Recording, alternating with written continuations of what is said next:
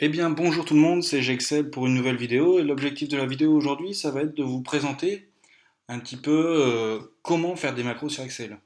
Alors, cette vidéo s'adresse bien entendu à des personnes qui maîtrisent déjà Excel sans les macros, donc c'est-à-dire la maîtrise des différentes feuilles, hein, ajouter, supprimer des feuilles, le nom des feuilles, le nom des cellules qui se trouvent ici par exemple. Ça, si vous ne maîtrisez pas, je vais dire, il n'est pas encore temps de s'attaquer aux macros. Pour avoir accès aux macros, il faut que vous activiez l'onglet développeur. Donc normalement, il se retrouve dans Fichier. Bon, donc, préférences pour les personnes qui sont sur Mac. Préférences, il me semble. Ruban, je pense. Ruban. Et donc dans Ruban, il faut cocher ici la case développeur. Donc vous la cochez, OK, et vous avez ici la case développeur. Alors, donc dans l'onglet développeur, tout un tas de nouvelles choses apparaissent. Et on va commencer par ce que vous pouvez mettre sur la feuille. Donc vous pouvez insérer des contrôles, en fait. Donc là, par exemple, là, j'ai créé une case à cocher, que je peux cocher, décocher. Je peux également insérer un bouton.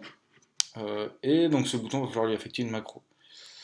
Ok, donc on va faire celle-ci, voilà, par exemple. Celle par défaut. Un bouton radio, voilà, hop, c'est la même chose que le petit bouton à cocher, sauf que celui-ci reste toujours coché à moins qu'on le désactive. Une zone de liste, donc là, bon, forcément, elle est vide. Une barre de défilement, voilà, par exemple, ici, il y en a une, voilà, hop. Une zone de liste déroulante, etc., une toupie, etc. Bon, tout ça, ce sera à vous de le découvrir, d'accord? Donc je vais supprimer cette feuille. Ok, voilà. Ça, c'est tous les contrôles que vous pouvez activer. La catégorie complètement, vous n'allez pas vous en servir. Référence relative, vous n'allez pas vous en servir. Alors le petit bouton rouge, en fait, ça permet d'enregistrer une macro. Donc ce que je vais faire, c'est je vais d'abord, hop, je vais enregistrer une macro, voilà, qui va s'appeler macro 1. Ici, je vais mettre 1, tac, et je vais insérer une ligne. Voilà. J'arrête l'enregistrement, ma macro s'est sauvegardée. Je vais mettre un bouton, voir ce que ça fait, et je mets macro 1. Ok, hop, voilà. Et lorsque je clique sur le bouton, ça m'insère une ligne et ça met un 1. D'accord? Donc là, ça permet d'enregistrer des macros. Donc là, j'ai enregistré, mettre un, passer à la ligne. Mettre un, passer à la ligne. Et ça se fera à chaque fois que j'appuie sur le bouton. Maintenant, donc ça c'est bien, vous pouvez enregistrer des choses que vous faites au fur et à mesure. Alors je vous invite à l'essayer, je ne vais pas prendre mon temps pour le détailler, ça serait bien trop long. Et par contre, chose plus intéressante que vous pouvez faire, c'est faire des macros, les faire vous-même. Donc pour cela, vous cliquez sur l'onglet éditeur.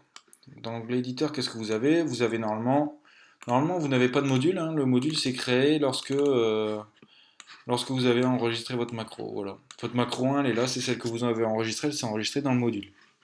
J'en parle pas pour l'instant et je vais la supprimer. Supprimer module 1. Voulez-vous enregistrer? Non. Voilà. Donc vous avez ça. Vous avez feuille 1 et This Workbook. Alors, feuille 1, bah, c'est la feuille 1, simplement, ça s'appliquera que sur celle-ci. Si je reprends ma fenêtre éditeur, vous avez aussi This Workbook. This Workbook, ça va s'appliquer à la totalité du classeur. Alors, quelle est la différence? Eh bien, regardez, je vais ajouter une feuille qui s'appelait feuille 3, puisque j'ai déjà fait la feuille 1. Je retourne dans mon onglet éditeur, j'ai feuille 1 et la feuille 3 et le workbook. Donc, tout ce que je fais dans le workbook peut être appliqué dans la feuille 1 et ou dans la feuille 2. Tandis que ce que je fais dans la feuille 1 ne va pas pouvoir être appliqué dans la feuille 2 et l'inverse est également vrai. Ce qui veut dire que dans le meilleur des cas, il faut programmer dans Sysworkbook. Pour ouvrir la fenêtre, il faut double-cliquer sur l'élément que vous sélectionnez. Donc ici, j'ai pris feuille 1 en faisant un double-clic. Et ici, j'ai pris Sysworkbook en faisant un double-clic. Et ici, c'est ici que vous allez taper votre code. Alors votre code commence toujours par sub, le nom du programme que vous allez mettre, et deux parenthèses. Une fois que vous avez fait ça, vous appuyez sur Entrée. Et voilà. Et vous avez un petit truc qui s'appelle nsub. Et entre ces deux parties, vous allez créer votre programme. D'accord? Pour voir des exemples de programmes réalisés, je vous invite à regarder mes autres vidéos. Je vais pas vous faire des programmes, ça serait déjà un peu trop long. L'idée c'est de présenter les différentes choses et savoir ce qui se passe. D'accord? Donc là vous avez le code, la page de code. Ensuite, ce que vous pouvez faire en cliquant sur insertion, c'est insérer des user forms. Alors qu'est-ce qu'un user form?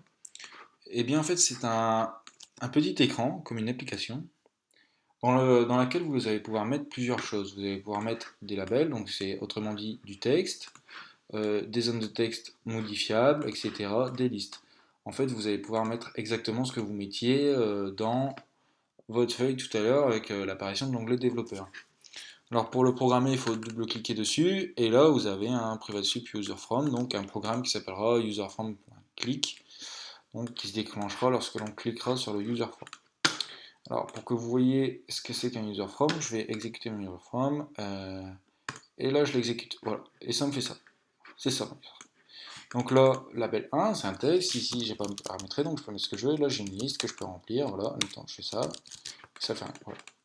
C'est ça, les user forms. Alors, l'idée du user form, c'est de programmer, de pouvoir forcer l'utilisateur à entrer telle ou telle donnée. C'est relativement très intéressant. Et enfin, on passe à la suite. Donc, toujours dans l'insertion, vous pouvez faire insérer des modules. Et donc, dans le module, en fait, c'est à peu près la même chose que le workbook, sauf que ça va pouvoir être utilisé dans n'importe quel workbook ou n'importe quelle feuille. Ce qui veut dire que c'est encore au-dessus du workbook.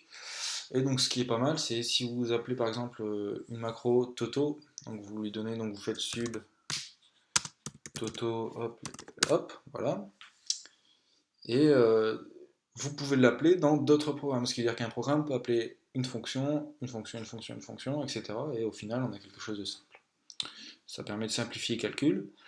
Et donc moi plus tard, ce que je vais faire, c'est faire plusieurs vidéos pour vous expliquer ce qu'on peut mettre ici dans les modules, ce qu'on peut mettre dans les user from, etc.